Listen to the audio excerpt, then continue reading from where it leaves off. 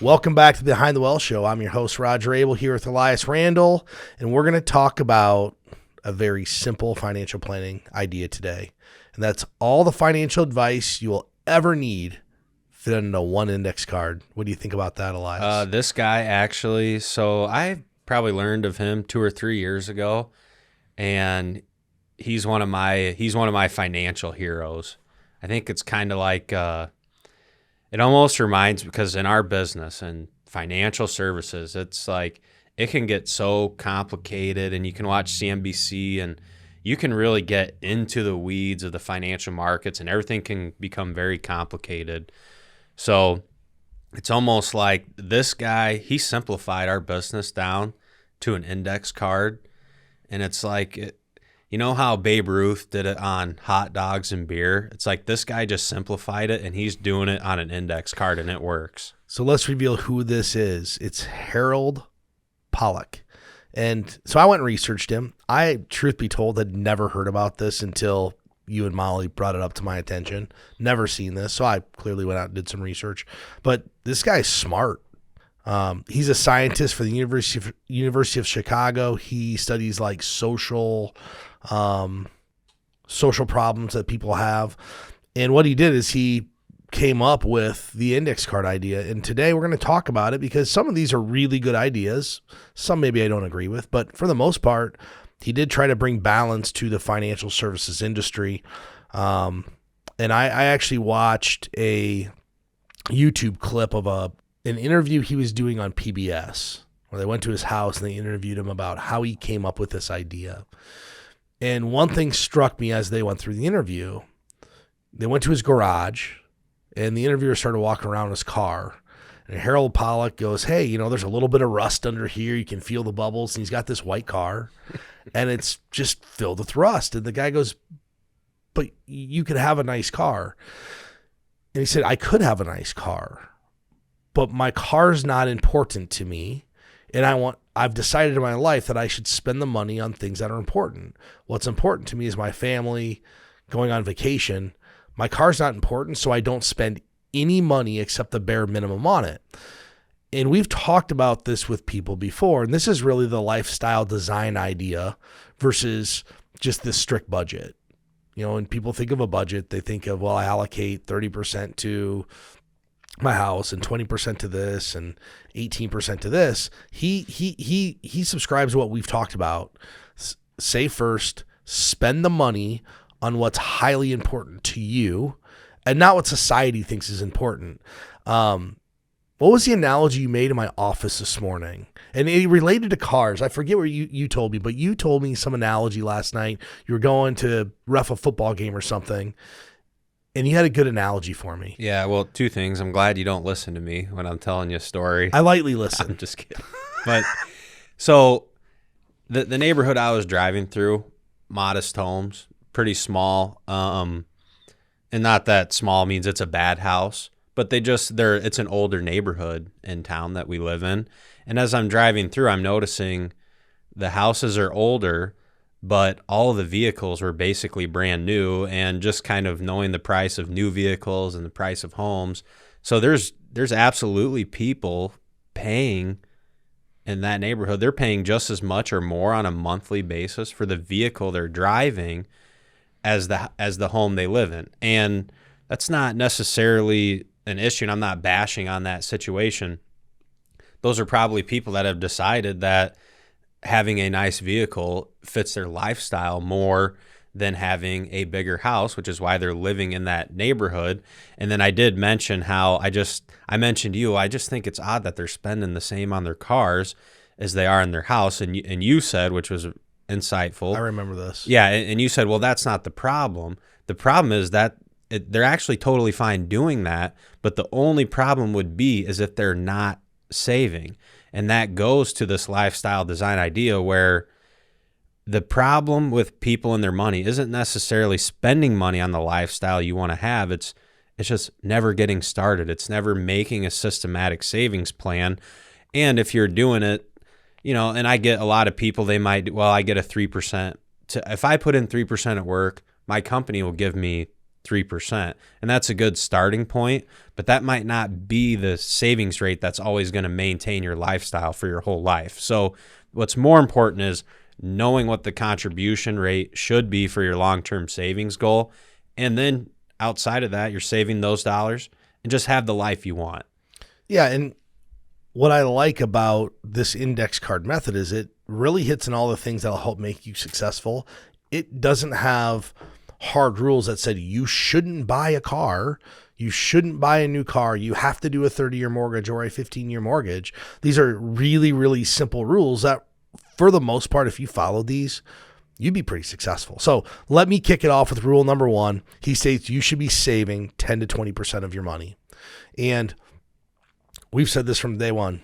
You got to start saving 10% of your income right away. First thing you do when you set out your budget, you should be line item number 1, not line item 42 on the budget.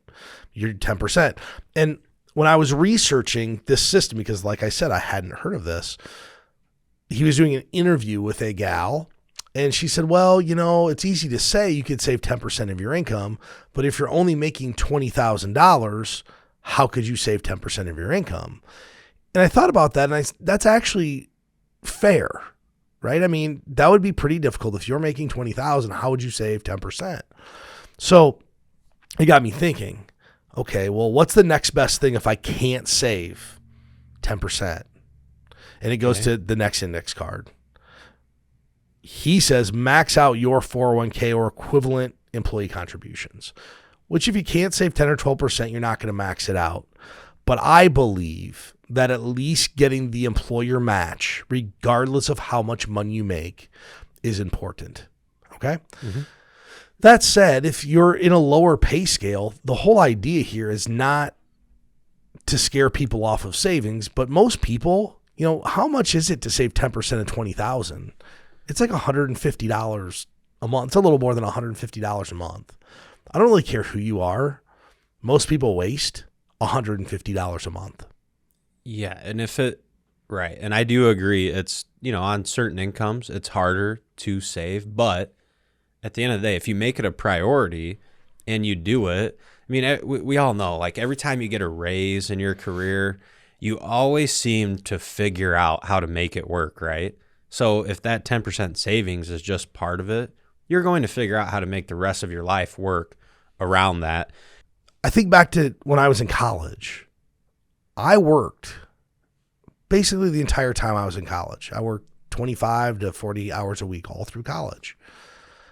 I easily could have saved 10% of my paycheck because I was spending more than that on a weekly basis. At the bar, tailgating. Some of those things. Yeah. Maybe video games. I mean, it all adds up. Yeah. We had some people in the other day that sat down with us and trying to figure out their budget. They're spending a little more than they wanted. And, the spouse is like, well, the car payment's the problem. I'm like, the car payment's not the problem. It's part of the problem, but it's not the problem. The problem is you're running a $4,000 a month deficit and the car payment's $653. Yeah. Where's the rest of the money going? Right. And it's really not having a handle on somebody's money. So when somebody uses the excuse that, well, I don't make enough to save, it's just an excuse. We've run the charts. If someone just starts saving $50 or $100, where that takes them if they start at a young age. Most people that make the excuse that they can't afford to save are young people. Well, just got out of college. I can't afford to save. Yeah. If you start day one, you can afford, and you get to take advantage of all the compound growth and compound interest that's out there. The next rule he has on the index card is buy inexpensive, well-diversified mutual funds, such as, I'm not going to use the name of the company, but we can all probably figure out who it is. And for the most part, this is probably good advice for the person who does not have a tailored financial plan. And let's talk about why. 90% of actively managed mutual fund managers don't outperform the index. And most people who are going to go pick a mutual fund who are not professionals don't have the time, the desire, or the knowledge to go research what are the companies and what are the managers who've outperformed or had the propensity to outperform over a very long period of time. And for most people, if you're doing this yourself, that makes sense. Costs matter. But we've talked about this before. What really matters is net return. If I show two people, Elias, two investments, and one has a net return of 7% and one has a net return of 12%, so after fees and expenses, which one are you going to pick? Assuming their risk is the same. Assuming they both have the same risk. Yeah, assuming you want to be in the investment that returned 12%. Right. Well, let's flip it around. One investment costs 4% a year to own and one is free. Which one would you like? If that's all the information I have, I'm going to take the free one. That's right. And what I'm getting at is a lot of these people who are non-professionals or they're financial gurus who don't really understand the investing world that well, and that's true for most people that are giving, advice on how to get out of debt and a lot of different things. They don't really fully understand this. They don't do it every day. They have a good knowledge, but if they were, they'd be talking about net return and not cost, because if cost is the only factor, that doesn't mean it's going to lead you to the best investment. No, it doesn't. And one thing I want to add, I don't know if you've seen this internet meme, but for some reason it's been coming up on some of my social media feeds. And I think it's kind of an idea with younger people where the meme says something like, rich people invest in hedge funds and then tell me to buy the index. And then there's like all these comments about how, well, you don't have to listen. And I kind of get the sentiment of where you're coming from, but just understand there's a lot of really wealthy people investing in hedge funds, and a lot of hedge fund managers, net of the fees they charge, don't beat the index. So arguably they'd be better off just buying the S&P 500. So it's not a bad, don't think that just automatically buying the index or buying a target date fund is bad. It might be passively managed, not actively managed, but that doesn't mean it's bad. And it can get you to your goals if that's what you want to do. 90% of the time, it's better than an active manager. Yeah, I don't know. I mean, I know of a few funds that have long track histories, but there's not a lot out there that do of beating the index. Here's what I want to tell someone who hears the word hedge fund. People aren't buying hedge funds to do better than the market. They're buying hedge funds to manage risk. That's really what a hedge fund is designed to do, is manage risk. Would it be great if it beats the market? Yeah, but inherently, the word hedge means manage risk. Yeah, and that's why it's out there. That's why rich people buy it. They're complicated. Do some outperform the market? Absolutely, but they're inherently created to manage risk. Yeah, and so kind of you're almost comparing apples and oranges, right? Because people using hedge funds, they've already become rich, and we've talked about you only have to get rich once. So now they're looking at, how do I stay here?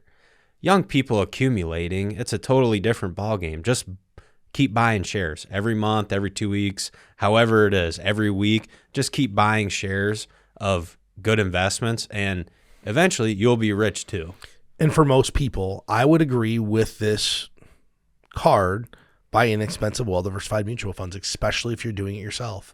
There's no reason to go complicate it unless you have the time, the desire, and knowledge to research it. Yeah, if you're doing it by yourself, you should absolutely be doing something that's inexpensive and is good. The next one, never buy or sell in the individual security. The person on the other side of the table knows more than you do about this stuff. We literally talk about this with clients when they ask if we're going to buy individual stocks and bonds. And I want everybody listening to really think about this. If 90% of the actively managed mutual funds, which, why don't we post on the website a hierarchy of how a mutual fund works and all the layers of management? But let's just think you have a mutual fund manager that's making the investment selection.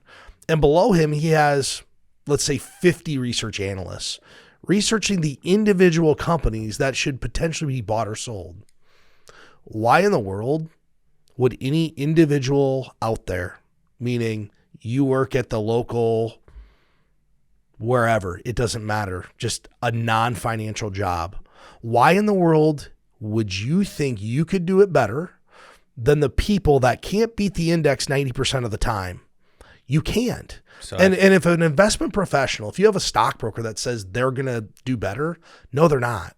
They're not going to do better. In fact, they fact-checked even someone like Jim Cramer. He's super popular. I don't think he's beating the index. So what's the point?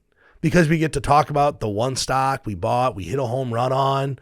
But, let's not mention the other 25 we bought that didn't do well. There's no reason for individuals to be buying individual stocks other than the rule that I subscribe to. The only individual stocks I buy are ones that I personally use, so I can feel good about those products and services when I buy them or utilize them. Did I buy them as a major part of my portfolio? No.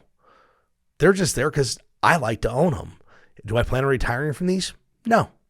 They're there because I like to own them. Yeah, and that's, just like you said, to me, that's why sometimes people think that they can do it better, and it's because they buy one or two stocks and like they hit a home run on those, but it's still not relevant to your long-term investing plan. And getting lucky a couple times, now all of a sudden you're better than the professional money managers that manage mutual funds. That's just that's foolish. That'd be like, that'd be the same as drafting your own will and then saying I'm better than all the attorneys in town at drafting wills. It's the same analogy. So when the guy citing your house gives you a hot stock tip, don't take it.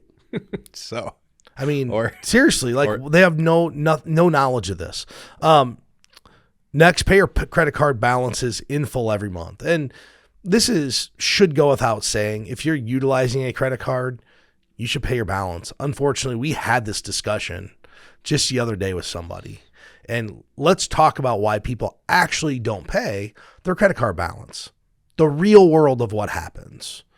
And this is for people who decide they're going to use their credit card for purchases, right? There's a certain number of people out there that just say, well, I'm going to buy everything with a credit card and then pay it off. So let's think about why credit card balances get racked up and they never get paid off. You go out, you use your credit card because there's an $800 purchase. You're like, well, it feels a little bit better to put it on the credit card than actually spend my cash. And oh, by the way, I think I have like a wedding or a vacation coming up that I might need some money for. So you put it on the credit card with all intention of paying the bill at the end of the month. And then the bill comes and, $800 plus whatever interest you're paying. Well, I still have that vacation coming up, so I'll just pay $150 this month, because I want to save this cash for the vacation. Kick the can down the road a little bit. Next month, well, man, we need a new washing machine. Well, I still have that wedding coming up or that vacation. We better put it on that 0% interest card that Best Buy gave me. So we put it on the card. And the next thing we know, we went from owing zero to now we're at $1,700. And we're not going to pay that bill for 18 months because they said, only have to pay a minimum payment for 18 months. And you just get in this cycle. And then pretty soon you have $5,000 in credit card bills and you can't pay them. So what do? Now you start spending more cash to pay it down. And then now our dryer went out because we only replaced the washing machine. So now we charge it back again. And you're literally just stuck in this vicious cycle that you created and never had to be created. And most of it's created because of two things. One, the feeling that we have to have something right away, which we all have. We're all humans. We all feel like, man, I have to have that today. Most things we could do without for a really long time. And number two, thinking that it's not our money. Credit card money? Yeah, you don't feel like it's your money. And I have a story about this. My great aunt died. This is 12 years ago. She actually didn't really understand how credit cards worked. She thought you just charge everything and then you just make the minimum payments. So she had to pay. She thought interest free or? No, she just thought you didn't have to pay. You just pay the minimum payments. That's it. I'm not joking. You can do that. Yeah, she was a teacher, had paid for a house, paid for a car, but when she died, she had like $40,000 in credit card bills. And it's because she just thought you charge it, just make a payment. She never had the intention of paying it off. She just wasn't good with money. But she had a paid off house? She had paid off house, paid off car. But the credit card, she never grasped the idea that, if I put it on here and I spend $800, I actually have to pay off $800. I just have to pay $35. So for her, it was never paying it off. It was just What's the minimum amount I have to have? Mm-hmm. And when she passed away, my dad just couldn't believe it. And my grandpa shared with her, hey, this is what she thought. And you just can't change that thinking with people. Some people just don't get it. So this is actually a great one. We should be paying off our credit cards every month. And honestly, don't even use the credit card. So for most people, just don't even use a credit card. There's not really a reason to use it unless it's an absolute emergency or if you are booking a trip. But if you book a trip, you don't have to wait till the bill comes. This is how I do it at my house. When we book the trip, shows up the next day on the credit card, you go right to the bank, you pay the credit card off. It's really simple, but most people won't do it. Yeah, and I almost feel like credit cards, it's like there's one of two paths. It's either use them and pay them off, which I use credit cards, especially when we travel. We like to use a credit card because it offers some protection and stuff if something happens. But it's almost like there's two paths with people. You either you use it and you pay it off, or you just need to cut it up. There's really not like many people who like are kind of in the middle where they're good with it sometimes and bad with it sometimes. Like it's either you do it and you do it in a way that it doesn't harm you, or you need to take a pair of scissors to your credit cards and just never open another one. And that's so like if the people that get in that vicious cycle that you were describing, that's probably the solution. You just do not use them. They shouldn't use it. Here's why. There was a survey, this is by CNBC. 54% of adults carry credit card balances from month to month. 50% of those people have had the balance for longer than a year. 50% of the 54% that carry balances. Yep. So basically, there 25% you go. 25% of the people never pay it off. Yeah, half of people that use credit cards don't pay them off. Yeah. And the average rate, this is September 27, 2021. The average credit card percentage rate is 16%. And you can't keep up with that. It's not over the long term. It's not possible. If you make the minimum payment, I don't know. Now on the credit cards, they list how long it takes to pay these things off based on how much you pay. It's 16%. If you just make the minimum payment, for all intents and purposes, you're never paying it off. I mean, and your savings not going to keep up with that debt. So that TV you bought that was $1,000 takes you 5 years to pay off. You really paid like $1,600 or $1,700 for it. Yeah. And this is the vicious cycle people get in. Couple of reasons. They don't save money. They think they have to have it today. They're all just vicious. But for most people, the best advice is just don't even use a credit card. Instead of worrying about paying a balance in full, which we know half the time you won't, just don't even use it. Next is maximize tax advantage saving vehicles like Roth, SEP, and 529 accounts. And I don't know what year he created this. I think it was around 2011 or 2014, somewhere in there. Okay, I think in the video I maybe heard 2014. Maybe we can get that and put it out there. But I would say this is becoming even more important today in the environment that we're in, that people start to utilize tax-free accounts. And the legislation is trying to close the loopholes for wealthy Americans on using tax-free accounts. They want to limit what type of investments you can have in those accounts.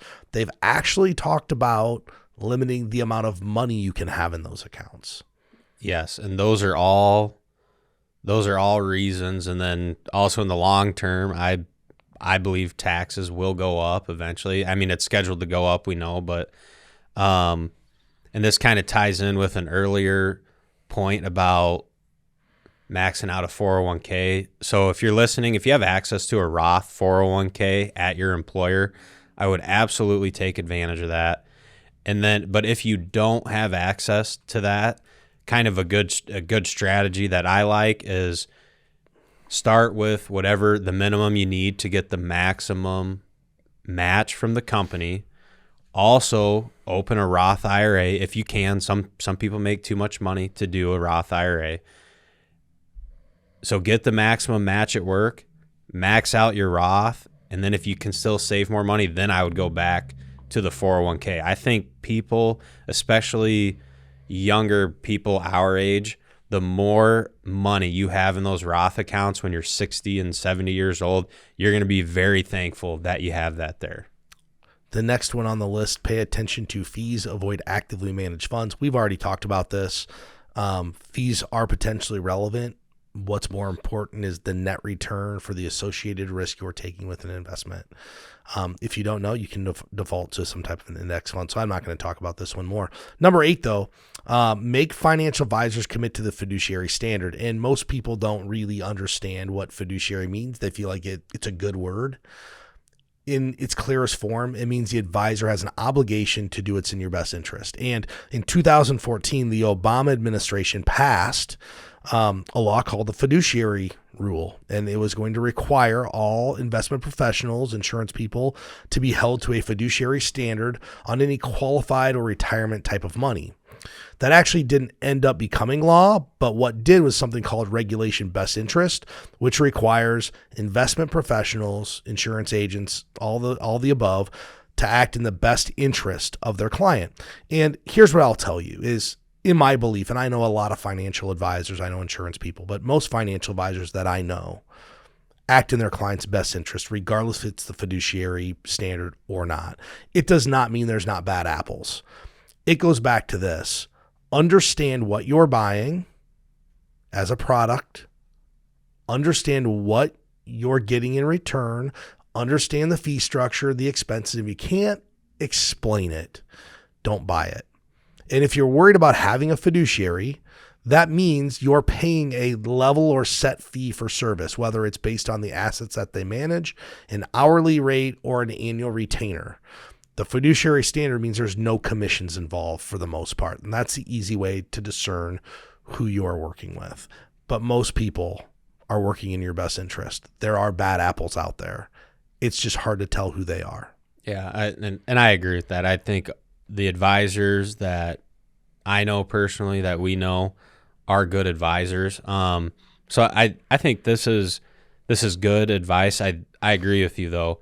I think what's more important is how you're compensating your advisor should be disclosed, and they should be able to explain it, and you should be able to understand it. That's what's important. But in general, the people in our business, they're doing what's in their client's best interest. It's actually really, to not, would be very counterproductive to the goals of our industry anyway. When you hire an advisor that works in a fiduciary standard, what it really means is that your goals are aligned and you're both sitting on the same side of the table together. And what I mean by that is when the client does better, the advisor does better financially. When the client does worse, the advisor does worse.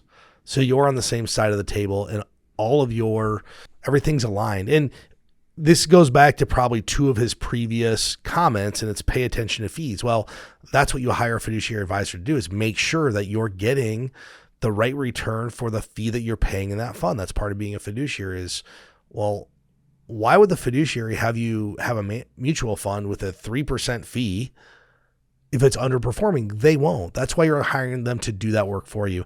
And most times you're hiring a financial advisor, it's to delegate your time, desire, and knowledge. And the last one on his index card is promote social insurance programs to help people when things go wrong. And social insurance programs, for those who don't know what this is, the major ones in the U.S. are Social Security, Medicare, unemployment insurance, workers' compensation, disability insurance.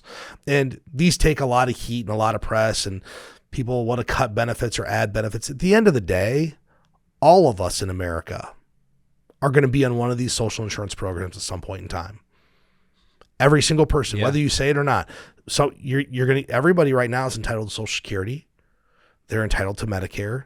You may not use unemployment insurance, workers' compensation, or disability, but everybody, whether it's fair or not what you pay, will be affected by one of these programs in the future. So I think in general, his index card approach is pretty good. I think some of those are actually kind of repetitive.